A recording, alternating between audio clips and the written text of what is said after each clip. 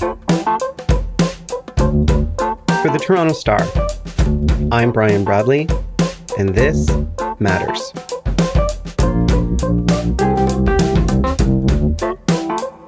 If you are like me, when Ontario reached vaccination milestones and entered Phase 3 of reopening, you probably thought about when you can host a party to see friends and family again.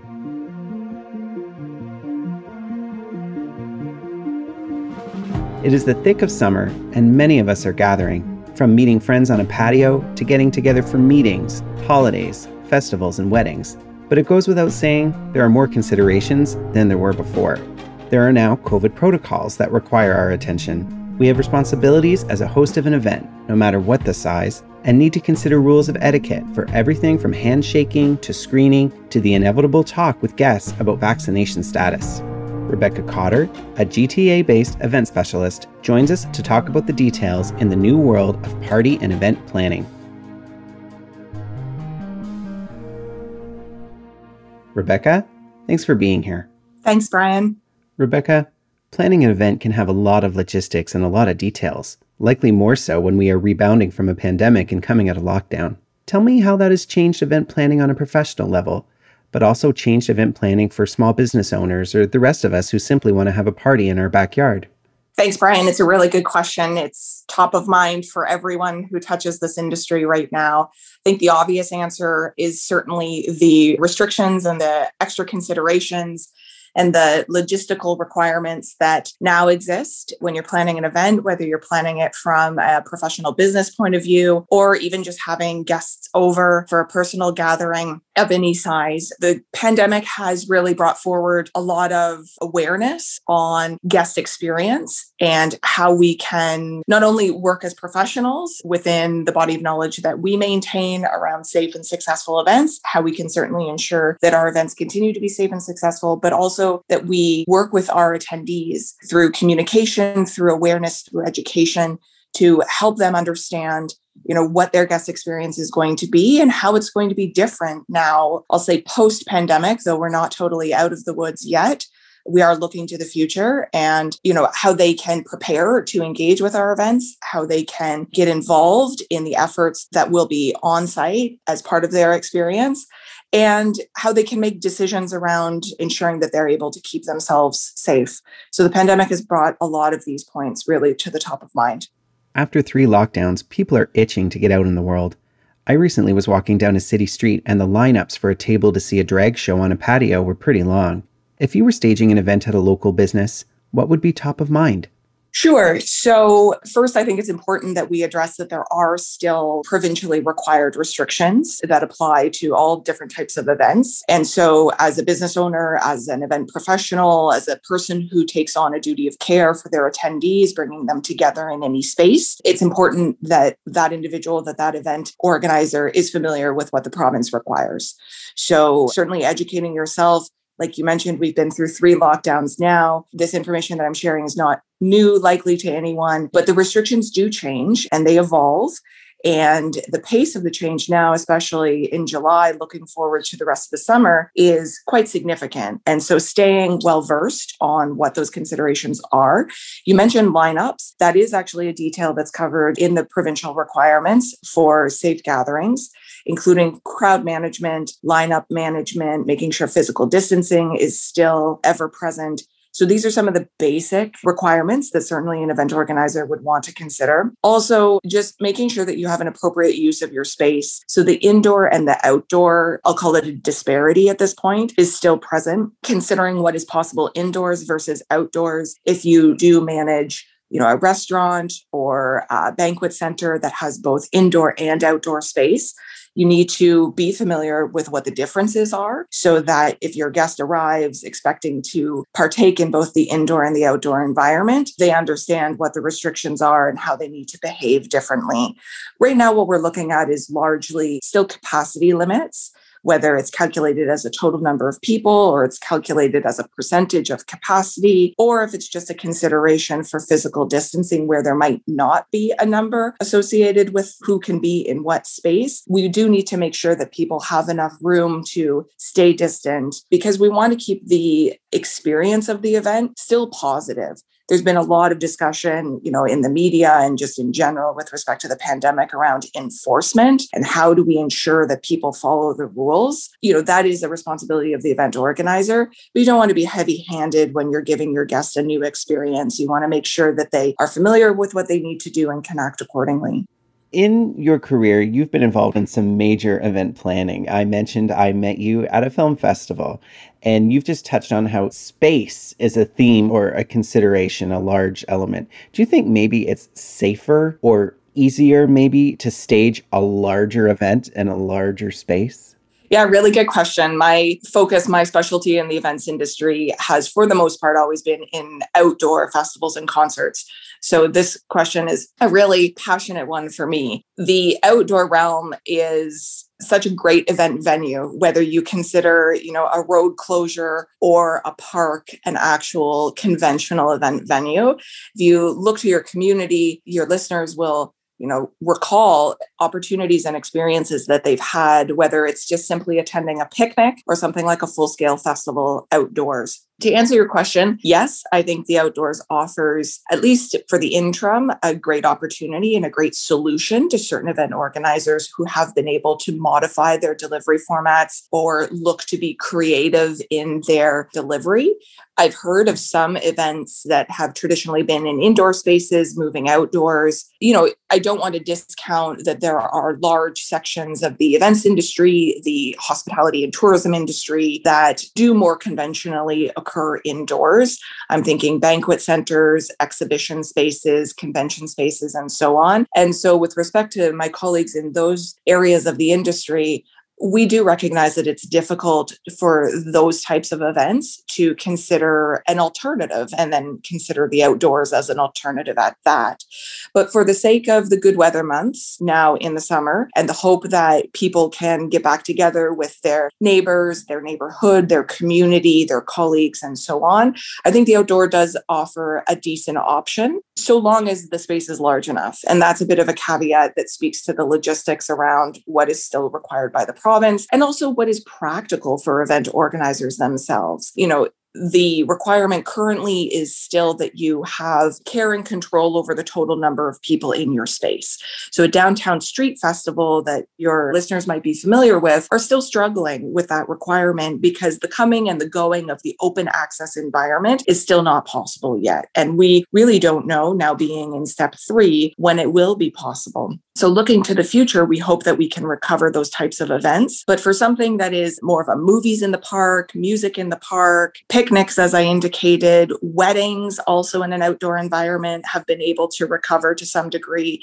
So I think that as long as the event organizer and their attendees understand that we're all in this together to make things happen, there are things that are possible. Any event starts with an invitation from the host and showing up from the guest. Do you think there are new rules for etiquette? I'm cautious still to shake hands, and someone reached out to shake my hand the other day. And do I ask if someone is vaccinated? Yeah, this is quite the ethical, moral, practical question that event organizers are debating. And there really hasn't been any, at least to my knowledge, any clear path paved for, what is the new way of doing things in this space. However, your point about etiquette is a good one. It comes back to my point about guest expectations and open communication with your attendees before they arrive or as they're waiting in line to enter, for example. So they understand, what is socially appropriate at the event, but also, practically reasonable. So there will be individuals, there will be event attendees. And, I count myself as one of them. I'm a little, shy to return to large environments. I'm talking, hundreds, if not thousands of people in one space, even if it's outdoors.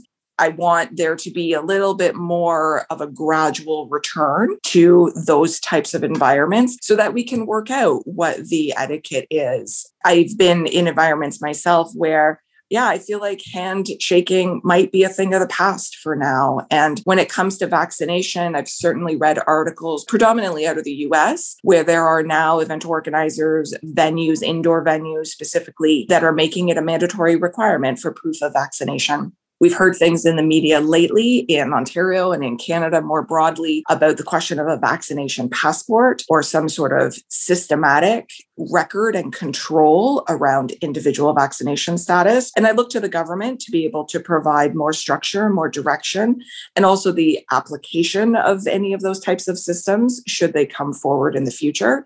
Until then, it does very much rest on the event organizer to know their audience, to know their own risk tolerance level as well, because there are definitely stakeholders that are not immediately considered by the average event attendee that do weigh in on how events happen and what is possible and how it becomes possible. And with reference to that point, I'll just mention that question around insurance. Insurance brokers, insurance policyholders definitely will weigh in on not only the etiquette, but they will inform what is possible with respect to vaccination status, for example, at an event. But there are other factors at play. We'll be right back.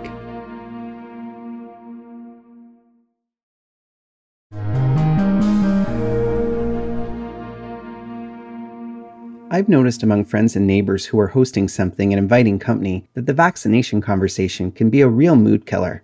If you were planning an event on that scale where you can't mention vaccination as part of a sign-up or something, are there tips to broach the topic or to make your preference clear? Sure. There definitely are tips that I can offer just in terms of, what would be socially appropriate with the, for example, backyard barbecue, backyard pool party style event that an individual might plan. This might apply also to weddings as well, so long as the wedding is, of a reasonable size. And I say reasonable in terms of the numbers that have been dictated by the province still to date.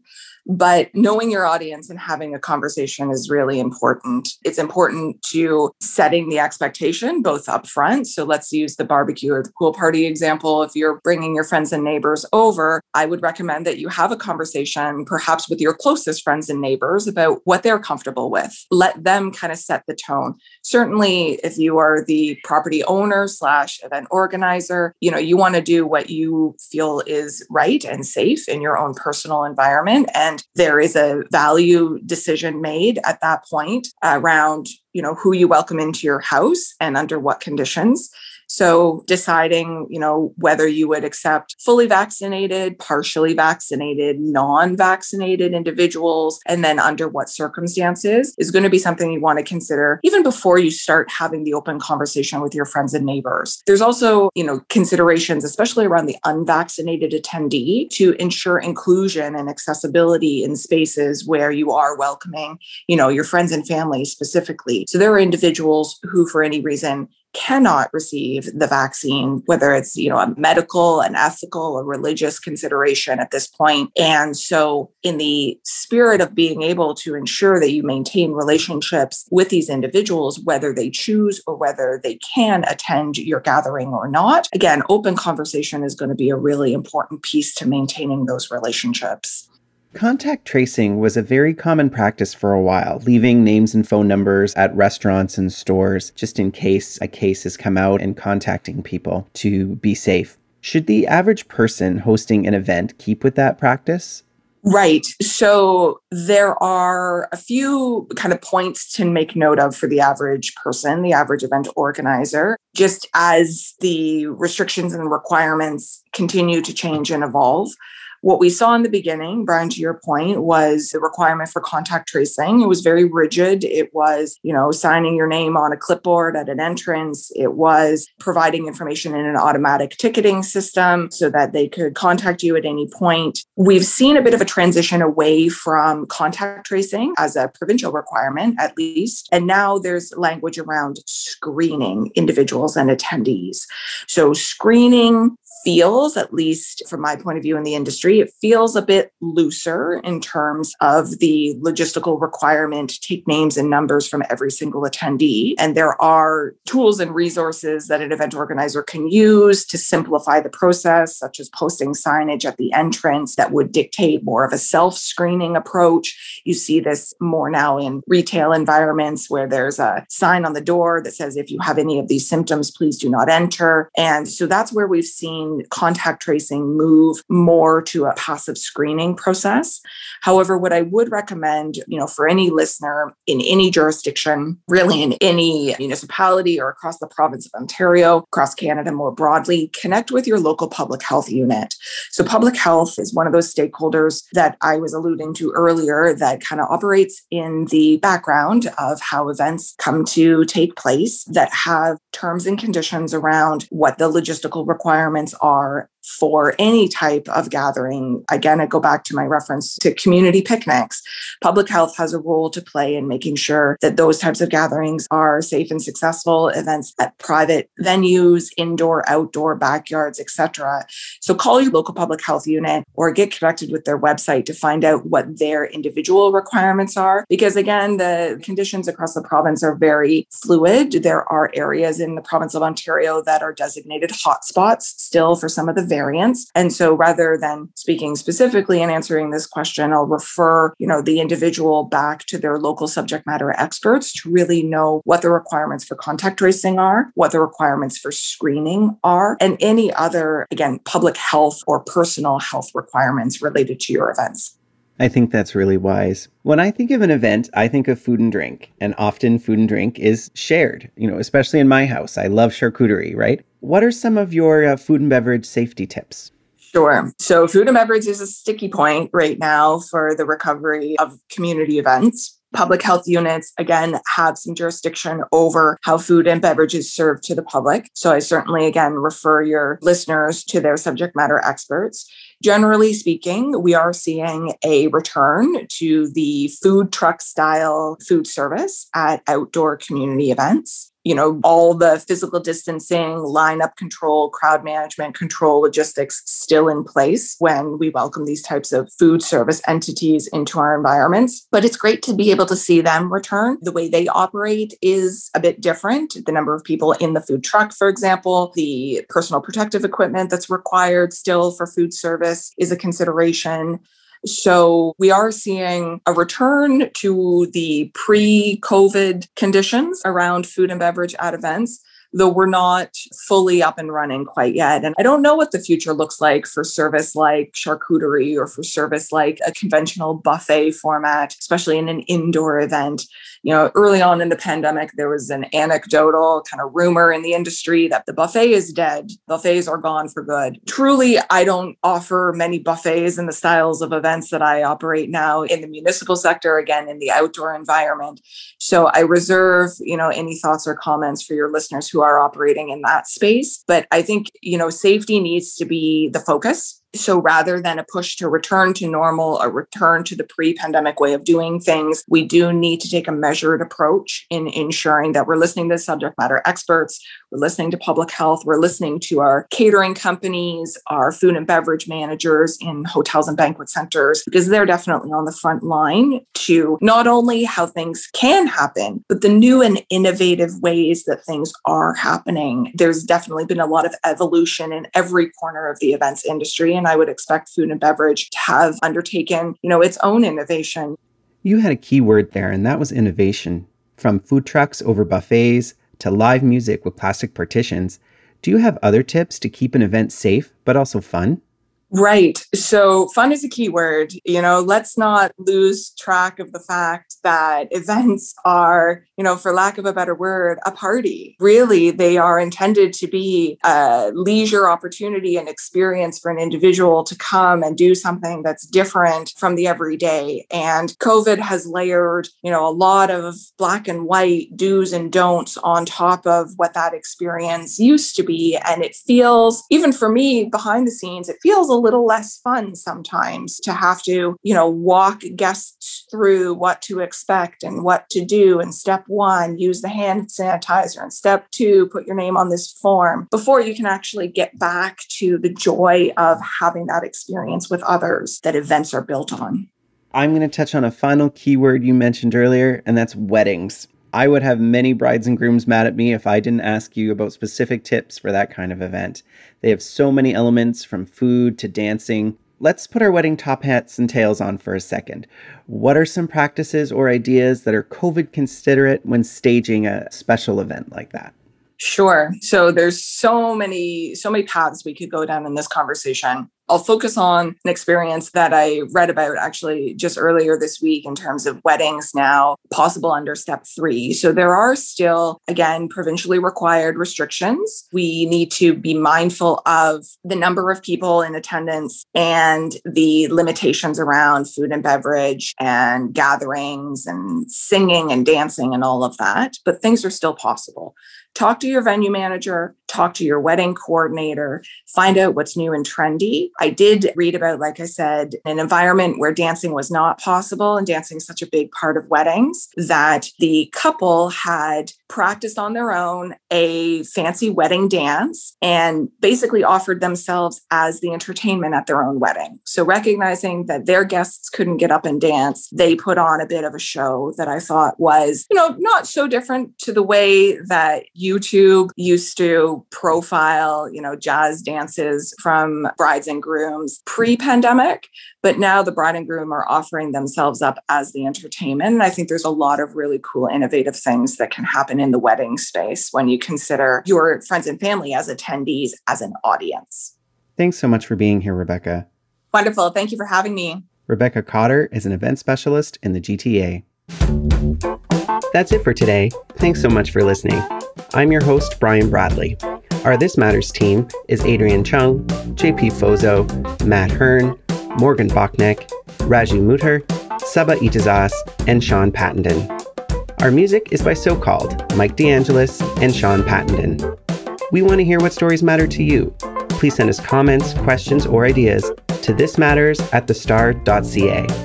Please consider supporting the journalism the Toronto Star Newsroom does at thestar.com/subscribingmatters. And don't forget to subscribe to This Matters on Apple Podcasts, Spotify, or wherever you listen to your favorite podcasts. Let's talk soon.